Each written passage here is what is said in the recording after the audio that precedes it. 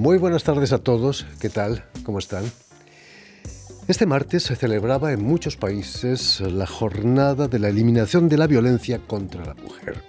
Una violencia que no incluye a deportes más o menos violentos como el rugby o el boxeo.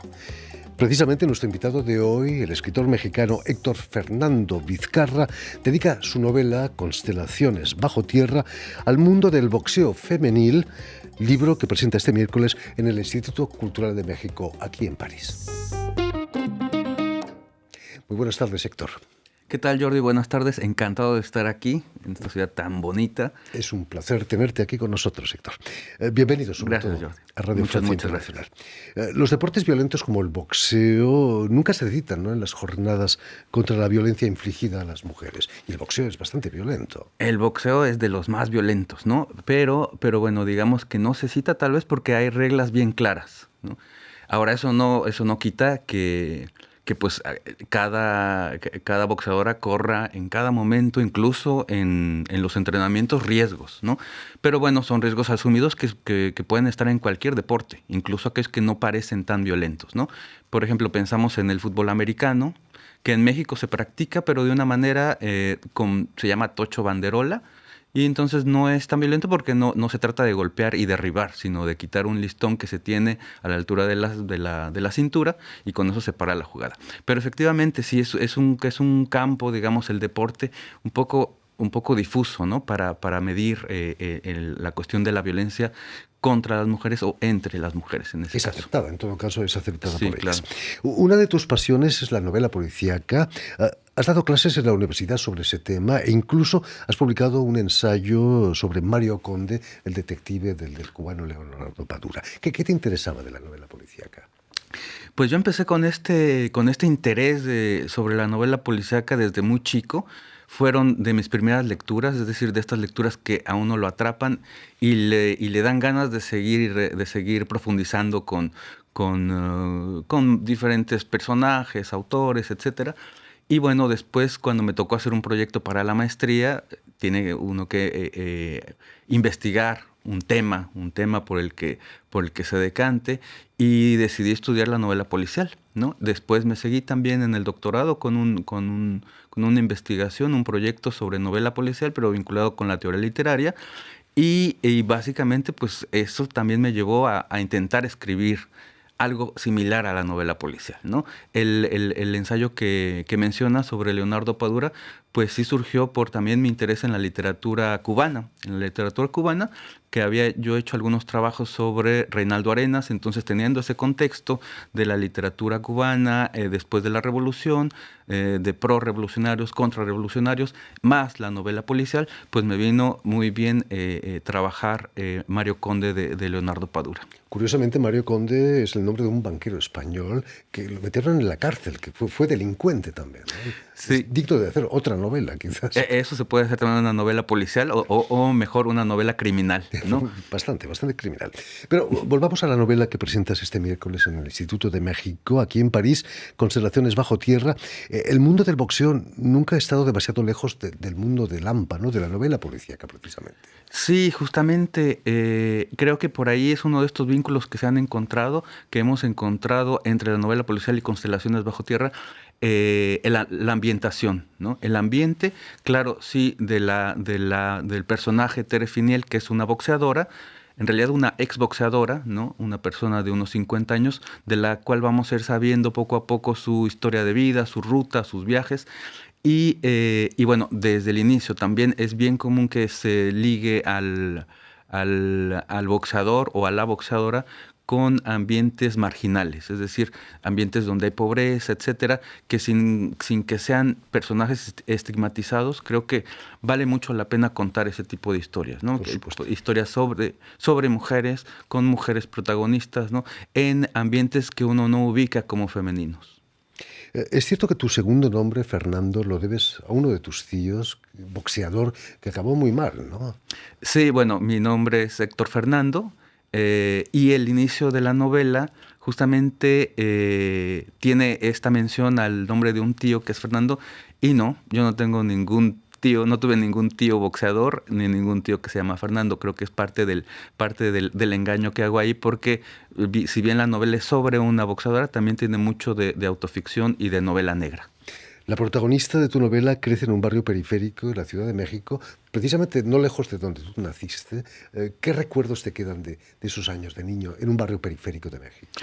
Pues se menciona es Tacubaya, alguna región más arriba de Tacubaya, que es un barrio al poniente de la Ciudad de México.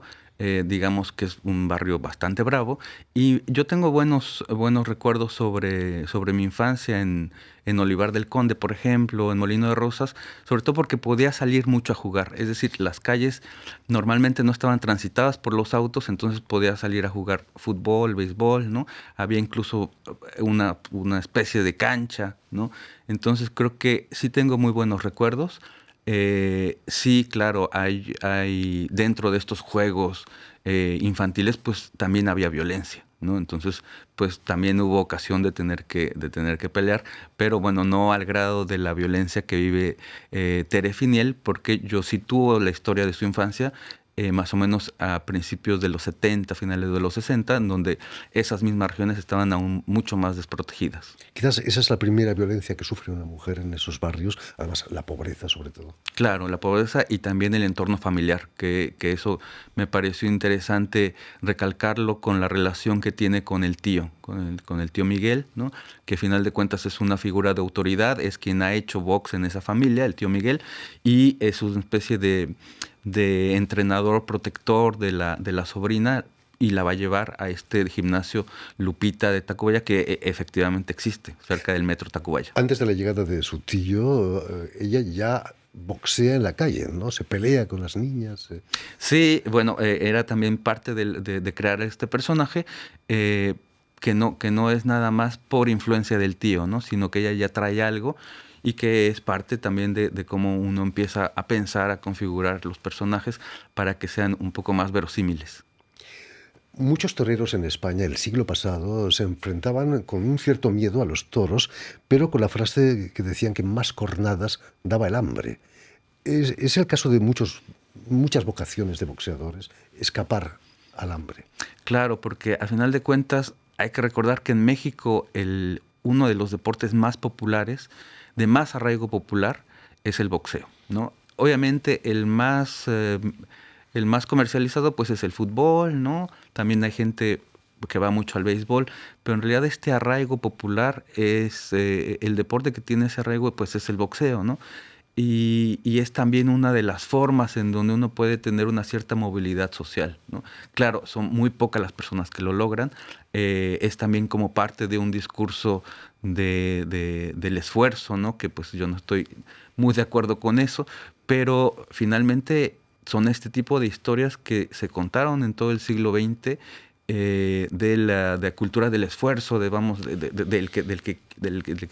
que quiere va a poder, ¿no? Y en el box, pues es muy claro, ¿no? Por eso toda esta tradición de ficciones sobre el boxeo en películas, en literatura. Tan popular es el boxeo en México que el primer combate profesional de tu protagonista es justo antes de un mitin de un candidato a la presidencia, ¿no? Claro, como si fuera un espectáculo, ¿no? Porque es un espectáculo, ¿no? Incluso, bueno, está bien documentado que estas primeras peleas de mujeres en el box en Estados Unidos, en Inglaterra, etcétera, pues eran más vistas como un espectáculo, incluso también en Francia, ¿no? Es decir, vean a las mujeres pelear, ¿no? Desgreñarse, jalarse los pelos, picarse los ojos, ¿no? Era vendido un poco así. Bueno, hoy en día el mundo político empieza a ser tan violento como el boxeo, ¿no? Sí, y también igual de escandalosamente, así como si fuera un teatro, ¿no? En Estados Unidos, sobre todo. Eh, Haces una pequeña historia del boxeo femenil. Empieza en Inglaterra, me decías, ¿no? Pero aquí en Europa es casi muy reciente, ¿no?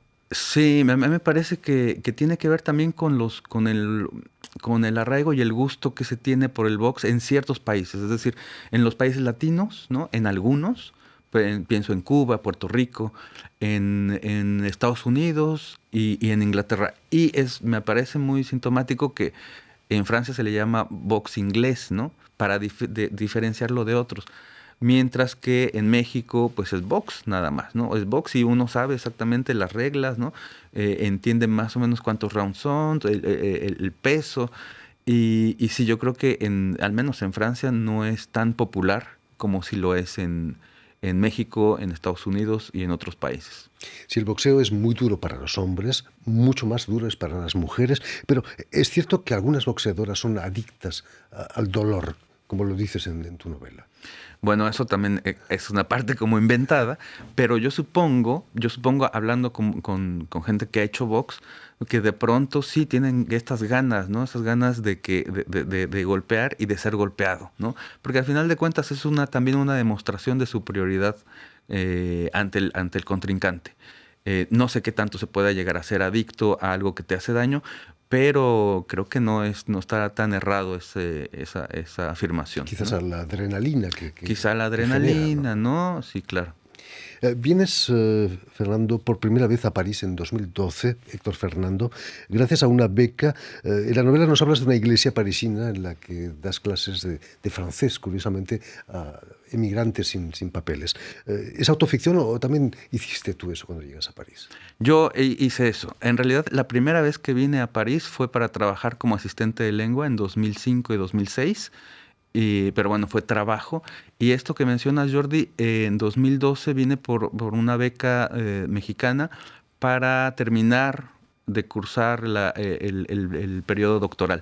Sí, efectivamente, esta iglesia existe, Sant Albert le Grand, y ahí estuve dando un par de clases para inmigrantes sin papeles y en realidad pues fue también una parte de la idea que me surgió, ¿no? Contar esta historia de alguien, de un latino en París, que no tiene todo el respaldo ni académico ni intelectual como solemos ver a estos exiliados latinoamericanos en París sobre todo. En tu novela hay violencia en el ring, pero también en la calle, ¿no? En las casas de esos emigrantes latinos, aquí en París. Sí, claro, quería demostrar o mostrar un poco esta idealización también de las ciudades de países industrializados, ¿no?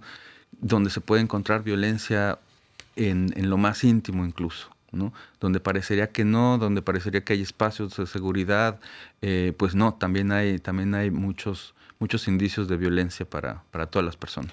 Violencia es también no poder encontrar un alojamiento digno, ¿no? En grandes capitales como París, como México quizás también. Pasaste por ahí tú también. Sí, es una experiencia que prácticamente se vive siempre que se muda uno de ciudad y no tiene suficientes recursos para tener un alojamiento, digamos, digno. Sí, esto es un clásico de París y también es un clásico de México, sobre todo con los precios de los alojamientos que pues están por las nubes, ¿no? Terrible. Entonces, sí, esta cuestión de estar buscando y ver los días que pasan, ¿no? Se acaba el dinero y no se encuentra dónde quedar, aunque venga solo uno por unos meses, ¿no? Sí, es muy estresante. Terrible. ¿Participaste en la manifestación contra el matrimonio homosexual como tu protagonista? Me acuerdo, no, yo no participé porque no estaba de acuerdo con esa marcha, pero me acuerdo que por esos días estaba muy, muy, muy tenso el asunto, ¿no? Entonces sí caminé varias veces por París y me encontré con marchas a favor y en contra, ¿no? Eso me parece que fue en 2013 y me parecía muy sintomático ver que en 2013 hubiera dos bandos encontrados, ¿no?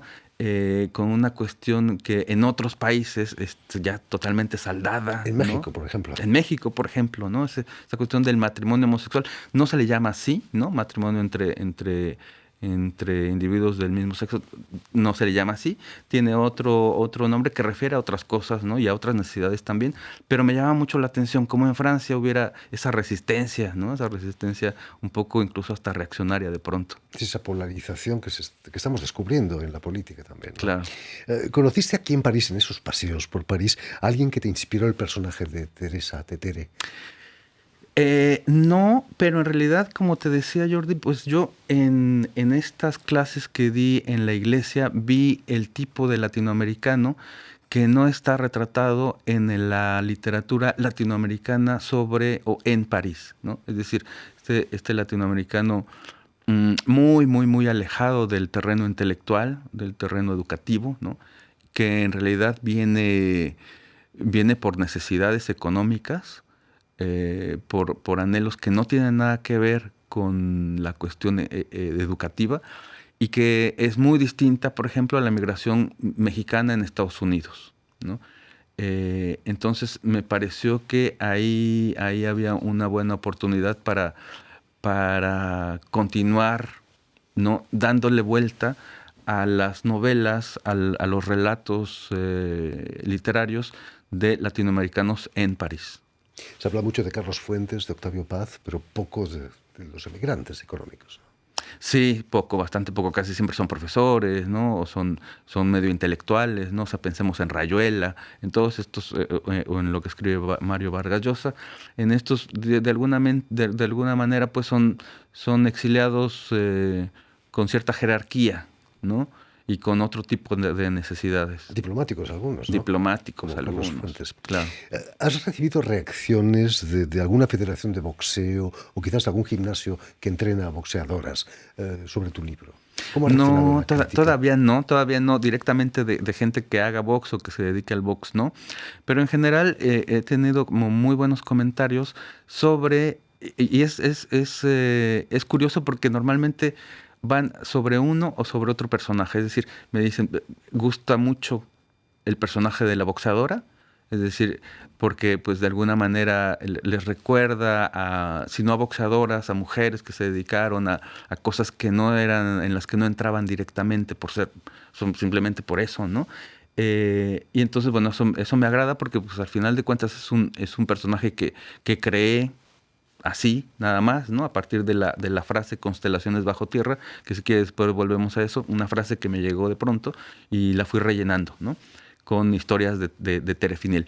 Y por otro lado, también he tenido comentarios positivos sobre el personaje narrador, es decir, este personaje que es quien conoce a Tere Finiel y va a relatar o intenta relatar la vida de esta boxeadora, ¿no? Es decir, lo que podría parecer completa autoficción, que sería este narrador que viene a hacer un doctorado y que conoce a la boxeadora, ¿no? Es autoficción, pero no todo no todo entra ahí, ¿no? Hay muchas cosas también inventadas y entonces de alguna manera también me dicen, me identifiqué o saqué muchas cosas de ahí porque la primera vez que llegué a París me pasó tal cosa, ¿no? Me pasó algo muy parecido, ¿no? Es que quizás el tercer personaje de la novela es París. Claro, creo que el tercer personaje de la novela podría ser París y los traslados que tiene la boxeadora. Por eso, de alguna manera, esa novela también creo que además de ser autoficción y novela sobre box y novela negra, también es novela sobre viajes. En fin, pues ya lo saben, tienen una cita este miércoles en el Instituto Cultural de México, de la capital francesa, para la presentación de la novela del escritor mexicano Héctor Fernando Vizcarra, Constelaciones bajo tierra.